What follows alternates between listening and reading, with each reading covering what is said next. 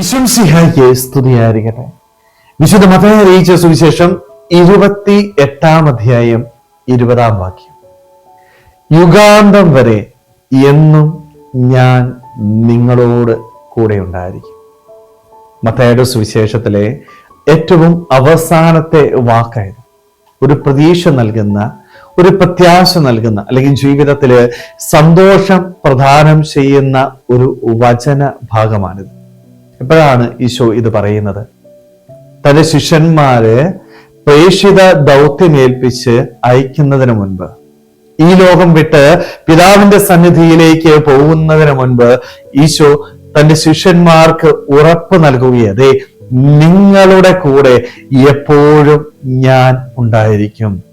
ഏത് സാഹചര്യത്തിലും നിങ്ങളെ സഹായിക്കാനായിട്ട് ഞാൻ നിങ്ങളുടെ കൂടെയുണ്ട്. ഏറ്റവും സന്തോഷം നൽകുന്ന ഒരു വചനഭാവം അല്ലെ? നമ്മുടെയൊക്കെ ജീവിതത്തിലും നമ്മുടെ ദൈവം നമുക്ക് നൽകുന്ന ഒരു ഉറപ്പാണ്, നിന്റെ കൂടെ ഞാനുണ്ട്. നിന്റെ ജീവിതത്തിന്റെ പ്രതിസന്ധികളിലായിക്കൊള്ളട്ടെ, നിന്റെ ജീവിതത്തിന്റെ പ്രശ്നങ്ങളിലും സന്തോഷങ്ങളിലും ആയിക്കൊള്ളട്ടെ, അവിടെയൊക്കെ ഞാൻ നിന്റെ കൂടെ എപ്പോഴും ഉണ്ട്.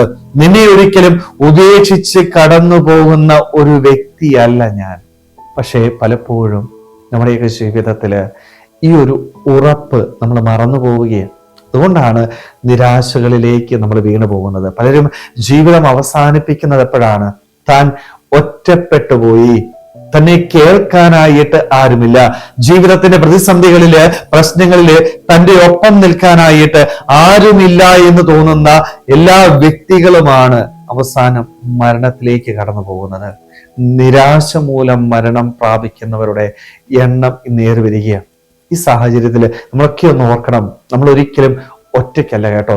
പെറ്റമ്മ നിന്നെ മറന്നാലും, ആരൊക്കെ നിന്നെ തള്ളിപ്പറഞ്ഞാലും, നിന്നെ തള്ളിപ്പറയാതെ നിന്നെ സ്നേഹിക്കുന്ന, നിന്നെ ഉള്ളം കയ്യില് പൊതിഞ്ഞ് സംരക്ഷിക്കുന്ന ഒരു ദൈവം നിനക്കുണ്ട്.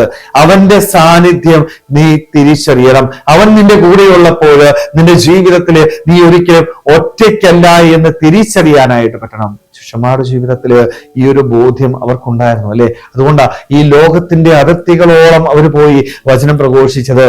എവിടെയും തമ്പുരാൻ കൂടെയുണ്ട് എന്നുള്ള വിശ്വാസത്തില് അവന്റെ കരം പിടിച്ചുകൊണ്ട് മരണത്തിലേക്ക് പോലും സന്തോഷത്തോടുകൂടി നടന്നു പോകുവാനായിട്ട് അവർക്ക് സാധിച്ചത് ഈ ഒരു ഉറപ്പ് അവർക്കുണ്ടായിരുന്നത് കൊണ്ടാണ്. സ്നേഹമുള്ളവരെ, നമ്മുടെയൊക്കെ ജീവിതത്തില് ഈ ഒരു ഉറപ്പുണ്ടോ? ഈ ഉറപ്പ് നഷ്ടപ്പെട്ടാല് ജീവിതം നിരാശയിലേക്ക് കടന്നു പോകുമെന്ന് തിരിച്ചറിയാനായിട്ട് നമുക്ക് സാധിക്കട്ടെ. അതുകൊണ്ട് നമ്മുടെ ജീവിതത്തില് നമ്മുടെ ദൈവം നൽകുന്ന ഈ ഒരു ഉറപ്പ് നമ്മുടെ മനസ്സിനെ പറഞ്ഞു പഠിപ്പിക്കാം. ആരൊക്കെ ഉപേക്ഷിച്ചാലും ഉപേക്ഷിക്കാത്ത ഒരു ദൈവം എൻ്റെ കൂടെയുണ്ട്. എന്നും എൻ്റെ കരം പിടിച്ചുകൊണ്ട് എൻ്റെ ചാരയെ നടക്കുന്ന എൻ്റെ ദൈവമുണ്ട്. അവന്റെ കരങ്ങളില് മുറുകെ പിടിക്കുവാനായിട്ട് ജീവിതത്തിന്റെ പ്രതിസന്ധികളിലും പ്രശ്നങ്ങളിലും മറ്റുള്ളവർ ഉപേക്ഷിക്കുമ്പോഴും തമ്പുരാന്റെ കരങ്ങളിൽ ചേർത്ത് പിടിച്ചുകൊണ്ട് ഈ ജീവിത പ്രതിസന്ധികളെ ധൈര്യത്തോടുകൂടി നേരിട്ട് ഈ ഭൂമിയിൽ എപ്പോഴും സന്തോഷത്തോടുകൂടി സമാധാനത്തോടുകൂടി ജീവിക്കുവാനായിട്ട് നമുക്ക് ഓരോരുത്തർക്കും ആത്മാർത്ഥമായിട്ട് ആഗ്രഹിക്കുമ്പോൾ ശ്രമിക്കാം. ദൈവം നമ്മളെല്ലാവരെയും സമൃദ്ധമായിട്ട് അനുഗ്രഹിക്കട്ടെ. ആമേൻ.